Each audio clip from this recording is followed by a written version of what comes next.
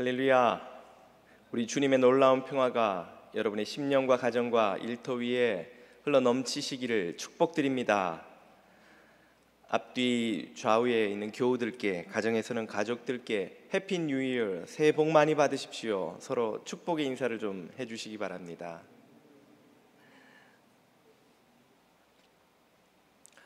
(2021년은) 주님의 은혜로 새롭게 힘차게 출발하셔서 가정마다 은혜가 넘치시기를, 기쁨의 소식이 또 흘러 넘치시기를 축복드립니다. 21세기에 우리는 팬데믹이라는 전염병이 전 세계에 퍼져서 창궐하는 이 재앙을 맞고 있지만, 과거를 거슬러 올라가 보면 지금과 비교도 할 수 없는 그 재앙을 맞았던 시기도 사실 역사에는 여러 있었습니다.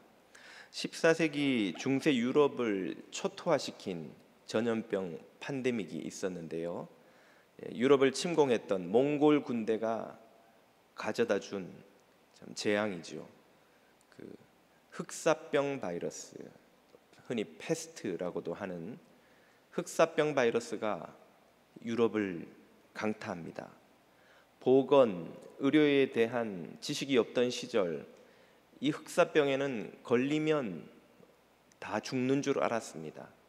실제로 대부분이 목숨을 잃었고요.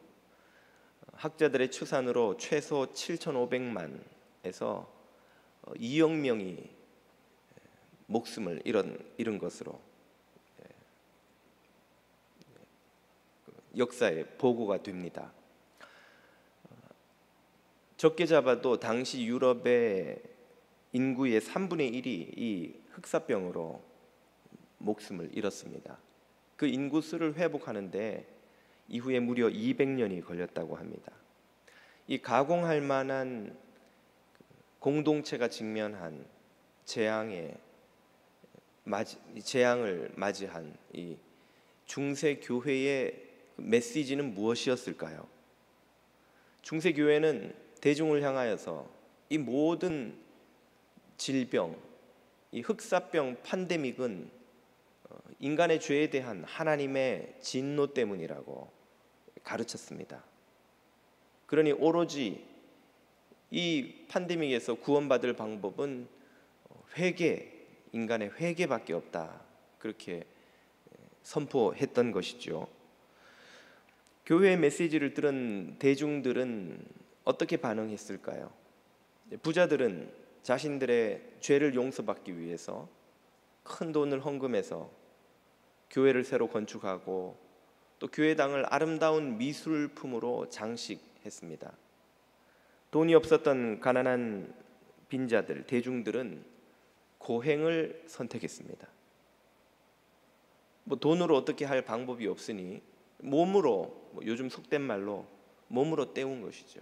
그들은 죄를 슬퍼하고 회개한다는 의미로 금욕과 고행을 택했는데요, 그래서 심지어 채찍 고행단이라는 그 무리들이 출연하기까지 했지요. 이들은 옷을 빨거나 갈아입지 않고, 세수도 하지 않고, 음식도 끊은 채, 밤잠도 제대로 자지 않고, 아무 곳에서나 길에서 자면서 사람들 앞에서 채찍으로 자신의 몸을 때리며 자신의 죄를 회개하고 행진하는 그런 방식으로 자신의 죄를 회개한다고 이렇게 공개적으로 고행을 하며 회개 행진을 했던 것이죠. 이렇게 함으로써 하나님의 진노를 달래어 이 흑사병 팬데믹으로부터 벗어나기를 사람들은 기대했던 것입니다.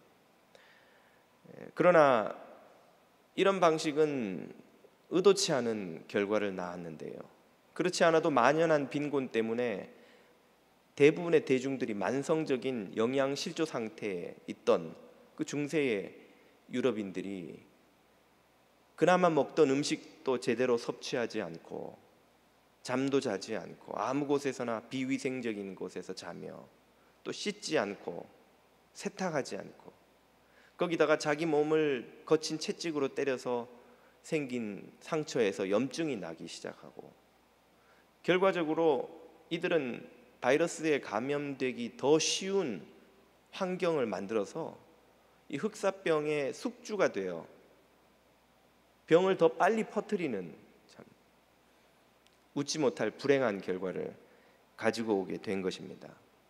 한편 교회는 이런 재앙을 초래한 죄인으로 사회에서 힘없는 소수자들을 지목했습니다. 유대인들, 또 마녀들, 동성애자들, 집시들, 그 당시 사회에서도 멸시받던 혹은 천대받던 이들을 희생양으로 삼아서 그들의 죄를 성토하고 고발하는데 힘을 쏟았습니다. 그래서 대중들의 이들을 향한 학대와 차별, 멸시가 더 심해졌죠. 유대인들에 대한 집단 학살이 심지어 일어나기도 했습니다.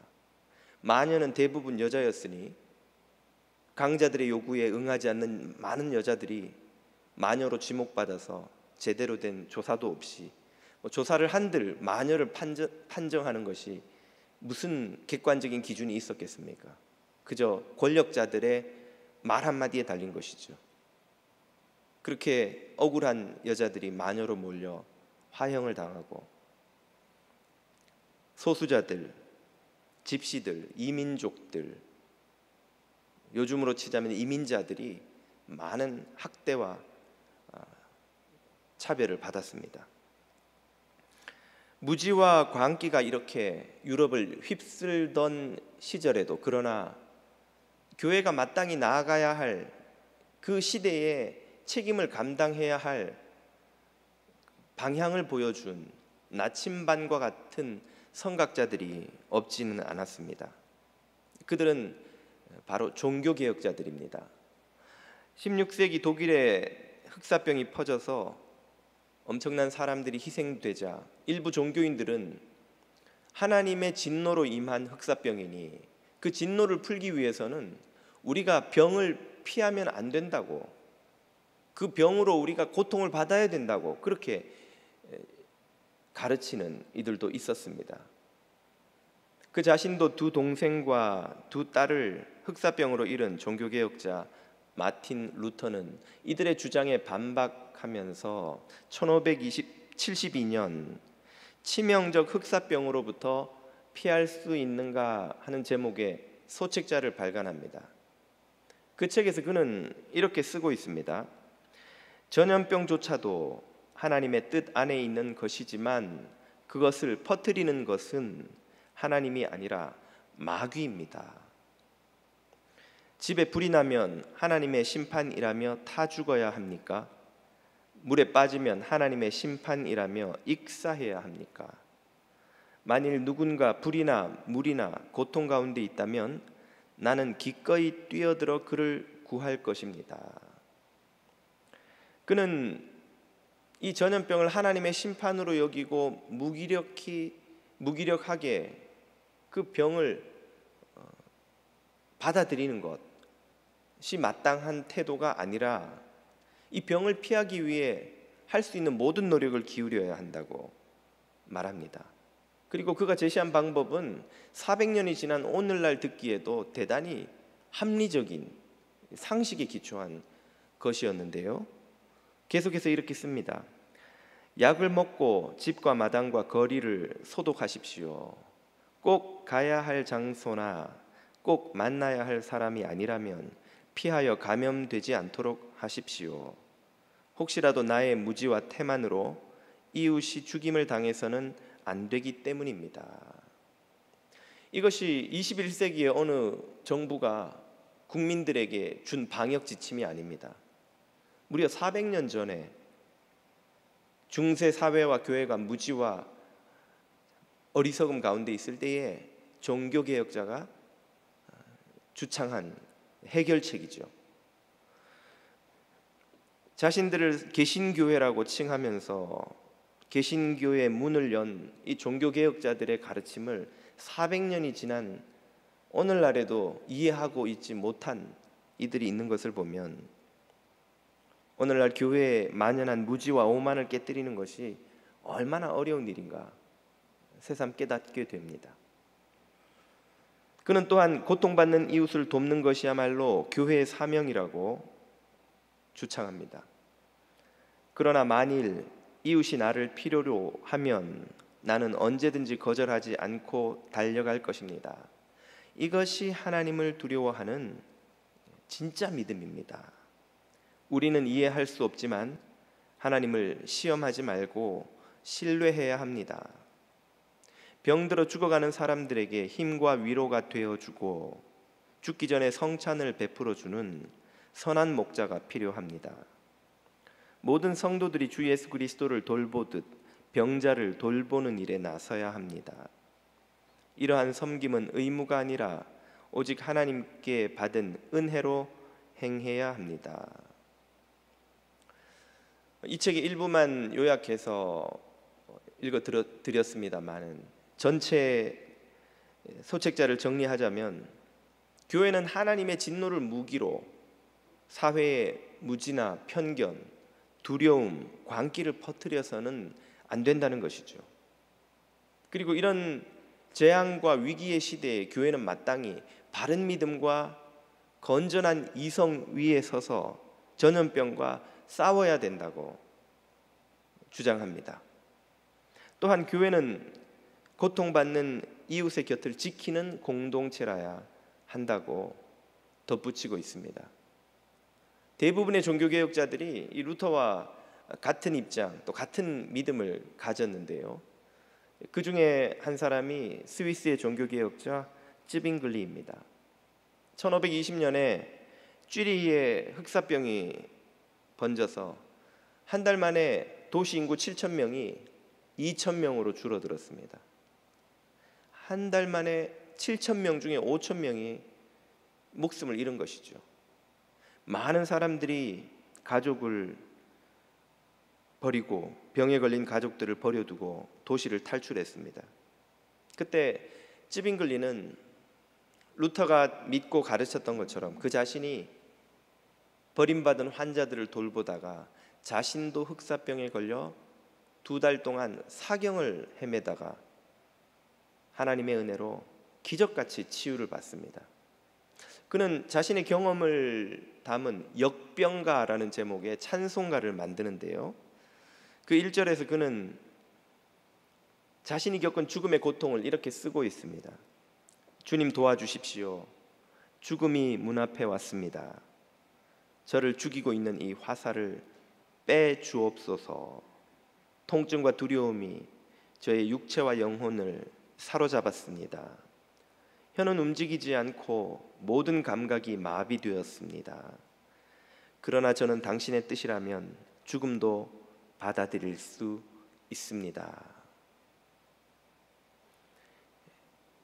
흑사병으로 앓는 동안 얼마나 고통스러웠는지를 찬송시에 담은 것이죠. 그리고 2달 만에 기적같이 그 병으로부터 치유를 받은 후 느낀 그 감사의 마음을 같은 찬송의 3절에 이렇게 담고 있습니다. 하나님, 주님이 저에게 건강을 주셨습니다. 몸이 회복되고 있습니다. 제 입술은 주님을 찬양합니다. 주님의 죽음의 고통을 기억합니다. 저는 죽은 것이나 다름없습니다. 저는 하늘의 상을 기대하며 세상과 싸울 것입니다. 오직 주님이 도우실 때 저는 완전해집니다.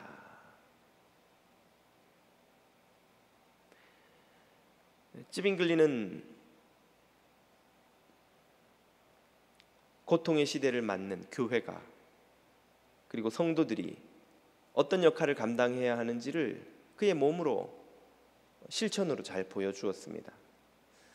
이 찌빙글리가 흑사병에서 치유를 받은 것처럼 우리 교회에도 코로나로 신음하고 있는 모든 교우들께서 깨끗하게 치유함 받게 되시기를 주님 이름으로 축복드립니다. 400년이 지났습니다만 역사는 반복되고 있습니다. 2004년에 여러분 다 기억하시겠지만 인도네시아에 불어닥친 그 쓰나미로 23만 명이 하루아침에 목숨을 잃는 비극이 일어났죠. 그때 일부 한국 교회 지도자들이 이것이 하나님의 심판이고 인도네시아인들이 회개하지 않아서 하나님이 그들을 치신 것이라 하여서 고통받고 있는 사람들에게 감당할 수 없는 참 상처와 아픔을 더해 주었습니다. 코로나 팬데믹으로 전 세계에서 온라인 예배가 요구되고 있습니다만은 아직도 일부 교회들은 여전히 대면 예배를 고집하느라 바이러스 감염의 진원지가 되고 있다는 소식이 매주 끊이지 않고 뉴스에서 나오고 있습니다.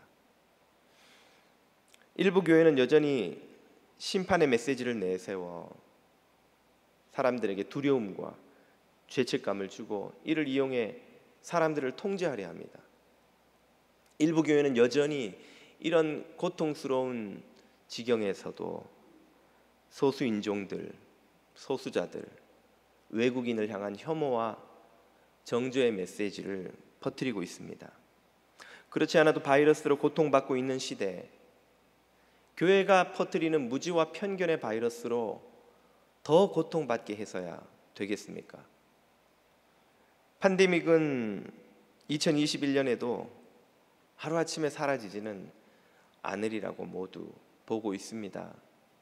2020년이 갔고 희망차게 2021년을 맞이했습니다만 적어도 한동안은 우리가 이 상황을 더 견뎌내야 한다는 것을 모두가 알고 있습니다.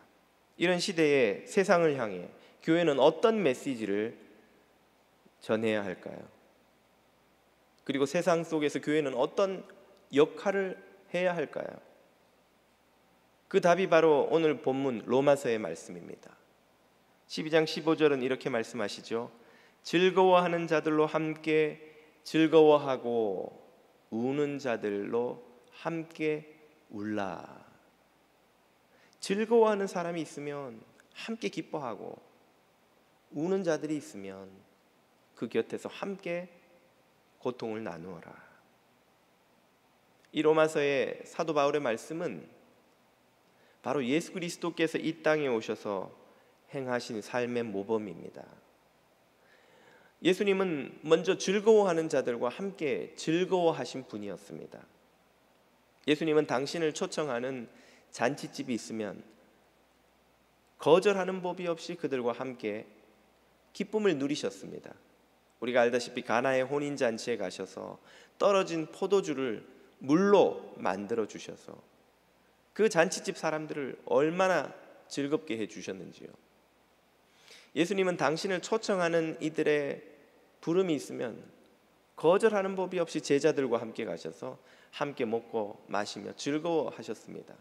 심지어 당신의 적대자들이 가득했던 바리새인들 중에 시몬이라 하는 이의 초청에도 응하셔서 그와 함께 잔치 식사를 하셨고, 사람들로부터 멸시와 손가락질 받는 삭개오가 부르는데도 그의 집에 가서 적대자들로부터 죄인과 교제한다는 비난을 감수하면서까지 기쁘게 삭개오와 먹고 마시며 교제하며 즐거워하셨습니다. 예수님의 이런 행동 때문에 적대자들은 그것을 꼬투리로 잡아서 이렇게 비난하고 했다는 기록이 복음서에 있죠. 누가복음 7장입니다. 인자는 와서 먹고 마시매 너희 말이 보라 이 예수라는 랍비는 먹기를 탐하고 포도주를 즐기는 사람이요 세리와 죄인의 친구로다 하니 너희가 나를 이렇게 욕하는구나. 적대자들이 예수님을 이렇게 욕할 만큼 예수님은 기쁘게 잔치집에 가는 것을 좋아하셨어요. 초청하는 이들과 기쁘게 즐거워하셨고 기쁜 이들 곁에 가서 항상 그들을 축복해 주시는 그런 분이었습니다. 심지어 적대자까지도 사람들의 멸시받는 이의 집에도 기꺼이 가시는 분이셨죠. 동시에 예수님은 우는 자들과 함께 우시는 분이었습니다. 몇 주 전에도 우리가 살펴보았습니다만 오빠 나사로를 잃은 마르다와 마리아와 함께 그 슬픔을 나누시며 눈물을 흘리시고 그리고는 나사로를 살려주셨죠. 나인성에서 아들을 잃은 과부가 슬피 우는 것을 보시고는 마음이 아프셔서 그녀를 위로하시고 그 아들을 살려주셨습니다. 예수님은 가시는 곳마다 배고픈 이들을 먹이시고 아픈 자들을 고치셨어요. 오병이어의 기적을 보면 밤이 늦었는데 오후가 늦었는데 굶고 있는 이들을 향한 긍휼히 여기시는 주님의 마음이 잘 묘사됩니다.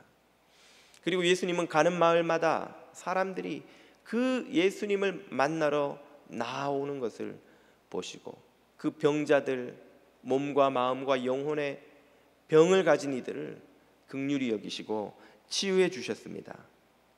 왜 사람들은 이렇게 예수님의 소식을 들으면 몰려 나왔을까요?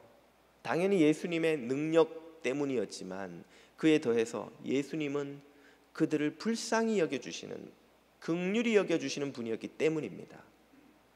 이들은 이미 그렇지 않아도 사회에서 멸시받고 천대받고 이용당하고 착취당하는데 이골이 난 사람들입니다. 힘이 있고 지혜 있고 세상에서 능력 있는 사람들 치고 자신들을 무시하지 않는 이가 없는 그런 세상에서 살던 이들이죠. 예수님은 그들과 함께 자리하기를 부끄러워하지 않으시고 그 멸시받는 세리와 그 천대받는 죄인들과 친구가 되는 것을 기꺼이 감당하시며 그들을 긍휼히 여겨주시는, 그들의 친구가 되어주시는 분이었기 때문에 그들은 두려움 없이 예수님에게 나왔던 것입니다. 나이 부족한, 문제 많은, 상처난 인생으로 주님 앞에 나아갔다가 무시받고 멸시받고 천대받지 않을까 하는 두려움 없이 긍휼의 마음을 기대하며 주님 앞으로 나왔고, 주님은 그들의 기대대로 참된 긍휼과 자비의 주님이 되어 주셨습니다. 주님은 명백한 죄인들을 꾸짖으실 때조차도 먼저 긍휼을 보여주셨습니다. 주님은 긍휼 없이 심판이나 정죄를 선포하지 않으셨습니다.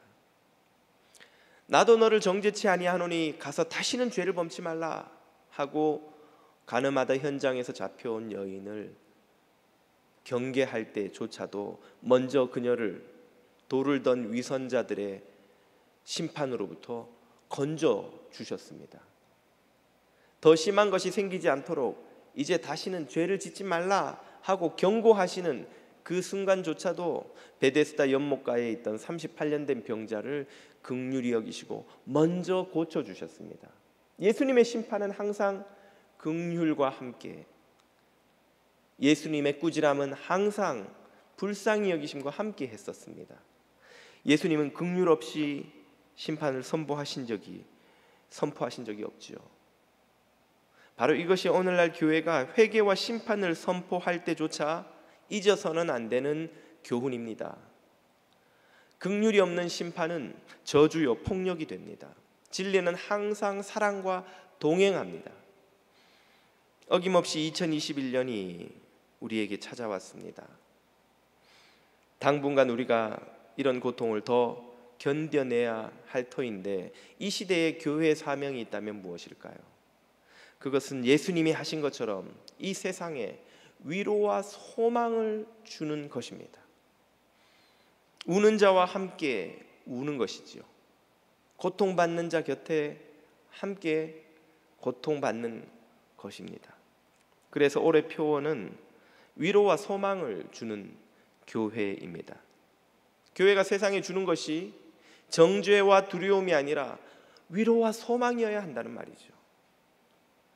세상이 줄 수 없는 하늘의 위로, 세상에서 찾을 수 없는 하늘의 소망, 참 소망, 참 위로를 이 시대에 줄 수 있는 교회, 그것이 주님이 찾으시는 교회가 아니고 무엇이겠습니까? 당연한 이야기지만 교회는 이 시대를 위하여, 고통받는 이웃을 위하여 쉬지 않고 기도해야 합니다. 이 팬데믹이 빨리 끝나도록, 이 팬데믹과 싸우는 이 미국 땅과 한국 땅의 정부와 일꾼들을 위하여, 의료 현장에서 오늘도 목숨을 걸고 싸우고 있는 의료진들을 위하여, 그리고 우리 곁에 코로나와 싸우고 있는 환우들을 위하여 쉬지 않고 기도해야 할 줄로 믿습니다.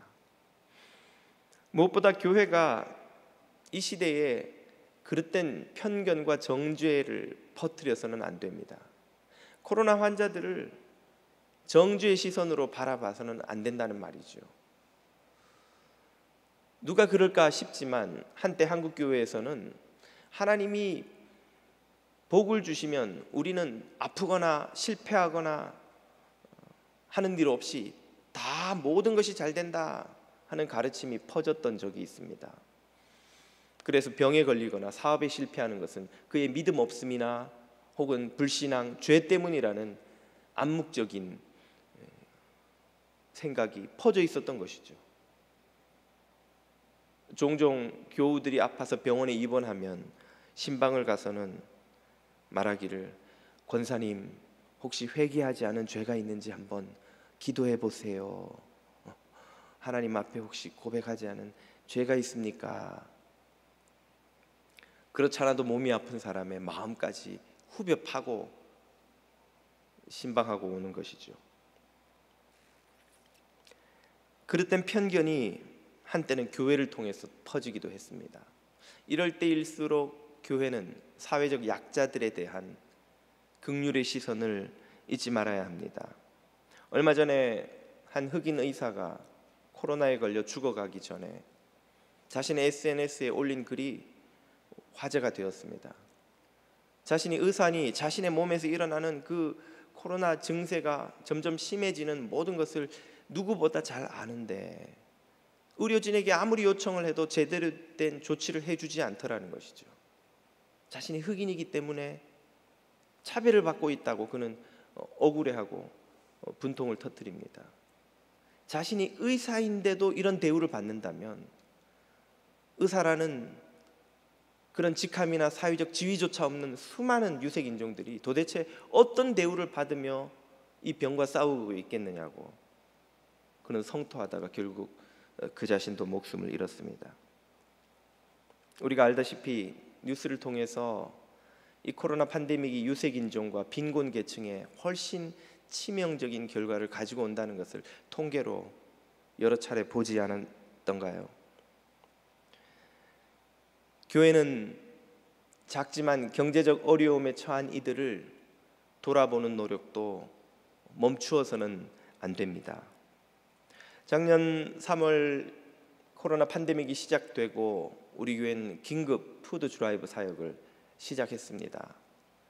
지금도 매주 60여 가정이 이 푸드 드라이브를 통해서 쌀과 여러 가지 식료품을 도움을 받고 있습니다. 1년 동안 교우들께서 37,382불을 이 푸드 드라이브 용으로만 헌금을 해 주셨습니다. 그 중에 32,066불이 사용되었고요. 5,315불이 남아 있습니다. 아마 팬데믹이 한두 달 내에 끝나지는 않을 터이니 이 상황이 지속되는 동안에는 이 긴급 푸드 드라이브 사역이 계속되어야 되리라 믿습니다. 이와 별개로 우리 교회는 올해 구제부 예산도 예년에 비해 더 늘렸습니다. 팬데믹이 오고 모든 부서의 예산이 다 과거와 비교해 크게 축소되었습니다만 구제부 예산만은 더 증액을 하여 여러 가지 필요한 긴급 구제에 쓰려고 하고 있습니다. 내가 부자가 아니고 우리 교회들 무슨 대기업처럼 돈을 쌓아놓고 있는 곳이 아니니 내가 하는 얼마 안 되는 도네이션 나눔, 우리 교회가 하는 이 도움이 되어봐야 얼마나 되겠나 싶은 이 사역들이 이 거대한 세계적인 코로나 팬데믹을 겪는 사람들에게 무슨 큰 도움이 되겠나, 무슨 큰 힘이 되겠나 하는 생각을 하실 수도 있겠습니다. 그러나 우리는 성경을 믿는 사람들이 아니던가요? 오병이어의 기적이 어디에서 시작되었는지를 생각해 보십시오. 한 아이가 자신의 도시락으로 들고 온 오병, 떡 5개, 이어 물고기 2마리를 주님 손에 들고 왔더니 주님이 그것을 손에 드시고 하늘을 우러러 축사하시고 나누어 주시니 5천 명이 배불리 먹고도 12강줄이 반이 남았다고 성경은 말씀하시지 않던가요? 비록 우리 손에 들린 것은 작지만, 우리가 나누는 것이 무슨 큰 세상을 바꿀 만한 것은 아니지만, 그것을 믿음으로 주님 손에 맡겨드릴 때에 주님께서 그 작은 것을 사용하셔서 힘들고 지치고 외롭고 쓸쓸하고 배고픈 영혼들을 치유하고 살리고 위로하고 힘주시는데 쓰실 수 있다면, 거기에서 오병이어의 기적이 일어나지 않는다고 누가 장담할 수 있겠습니까? 지난주에 어느 교우의 이야기를 들었습니다. 연말에 집에서 빵을 여러 덩이를 구워서 자기 마음에 떠오르는 분들 집에 가서 그 집 문 앞에 두고 왔다는 거예요. 그러면서 기도하기를, 이게 아무것도 아닌 빵 한 덩이일 뿐이지만 코로나 블루로 집안에서 갇혀 답답하게 지내는 이들에게 위로가 되었으면 좋겠다고 기도했다는 것이죠. 코로나 블루로 집안에 갇혀 지내는 것이 얼마나 정말 답답합니까? 그때 나를 기억하고 누군가 전화 한 통만 줘도 얼마나 위로가 되는데, 또 집 앞에 빵도 두고 가고 나를 위해서 기도해주고, 작은 손길이지만 그것이 그 한 사람의 마음을 위로하고 힘주고 격려하고 지친 이들을 세울 수 있다면, 하나님께서 이 어두워져가는 세상 한 구석을 밝히는 촛불로 그 작은 손길을 쓰지 않으시겠냐는 것이죠. 우리 뉴저지 장로교회 모든 성도들이 이 코로나 팬데믹으로 고통받는 이 세상 가운데 참된 위로와 소망을 전하는 2021년이 다 되시기를 우리 주님 이름으로 축복드립니다. 기도드리겠습니다. 고통받는 세상 속에서 함께 고통을 당하시며 우는 이들과 함께 우시며 자녀들을 긍휼히 여겨주시는 은혜의 아버지 하나님, 코로나로 신음하는 이 세상과 자녀들의 심령과 가정과 일터를 지켜보아여 주시어서 주님의 은혜로 넉넉히 이기게 하여 주옵시고, 우리 모두가 세상에 위로와 소망을 전하는 주의 자녀들이 되게 하여 주옵소서. 예수님의 이름으로 기도드립니다. 아멘.